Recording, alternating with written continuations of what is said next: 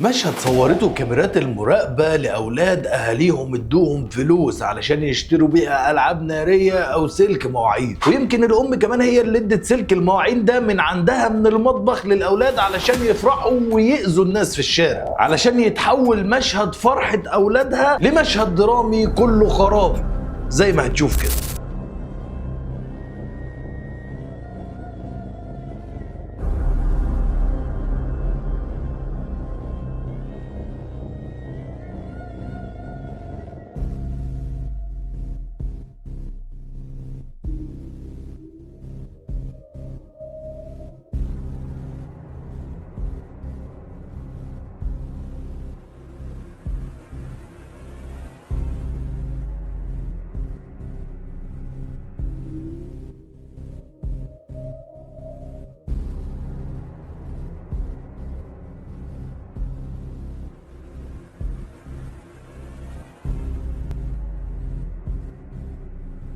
لو زوجتك اختك معديين في الشارع واتفاجئتوا بالمشهد اللي هتشوفوه قدامكم ده، قولوا لي هتعملوا ايه؟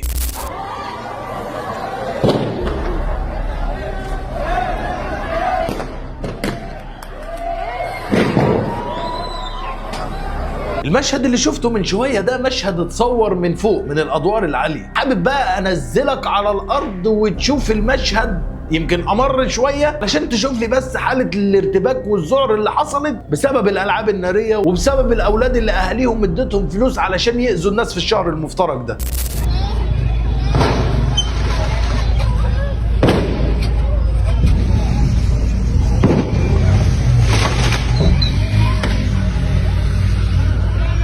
المشهد اللي هتشوفه كمان شوية لما شفته افتكرت فيلم إبراهيم الأبيض من اللي بيحصل فيه، اللي بسبب برضه الألعاب النارية دي النار مسكت في العمارة من أولها لحد آخرها زي ما هتشوف كده. بص يا جماعه الناس بتضرب صواريخ. بص طلعت ازاي؟ ولعوا بلكونات ولا حاجه. ادي الصواريخ يا باشا. يا نهار اسود.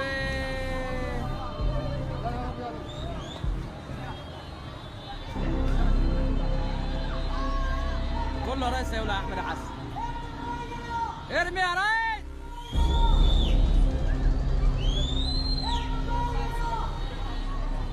الصورة اللي حضرتك بتشوفها قدامك على الشاشة دي صورة لشاب صغير من منطقة كرداسة، واللي كان معدي أثناء ما الأولاد دول كانوا بيحتفلوا وبيفرقعوا الحاجات اللي بيفرقعوها علشان على حظه يتصاب بسبب الألعاب دي ويفقد قرنية عينه، اللي عينه يعني بيقولوا عليها بالبلدي كده اتصفت. وزارة الداخلية اتحركت بسرعة شديدة جدا لضبط الكلام ده، قبضت على تاجر وبحوزته 3 مليون قطعة ألعاب نارية. انت مدرك ده تاجر واحد بس؟ هنا بقى كلامي موجه لأهالي العيال اللي بتنزل تضرب الحاجات دي في الشارع. هو حضرتك بأي حق علشان تفرح عيالك وتنزلهم من على ودانك شوية تخليهم ينزلوا يأذوا الناس في الشوارع في الشهر المفترج ده غير البتاع اللي انا مش عارف اسمها دي اللي بتظهر قدامك على الشاشة دي اللي ليل نهار محسسني ان في مدفع رمضان بيضرب في قلب الشوارع. كم من الناس المرضى وكبار السن والناس اللي راجعة من الشغل عايزة ترتاح شوية والعيال الصغيرة اللي موجودة اللي بتتفزع بسبب الصوت اللي بتسببه الحاجات اللي زي دي. بدل ما بتكسبوا دعوة من الناس بتكسبوا دعاوي عليكم انتوا وعيالكم. وما تستبعدش برضو الضرر عن ابنك انه يتصاب زي اللي اتصابوا دول، ساعتها هتندم في وقت مش هينفع فيه الندم.